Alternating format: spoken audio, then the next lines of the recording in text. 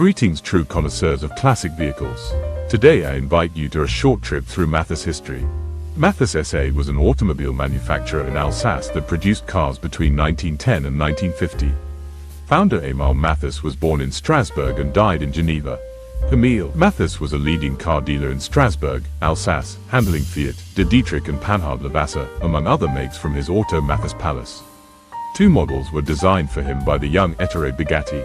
Made at his Grafenstaden factory, he marketed them under the brand Hermes. They were Mercedes-like cars with chain drives.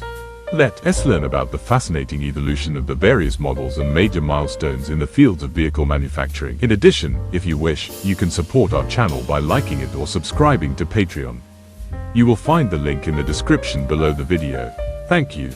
Don't forget to subscribe if you want to see more.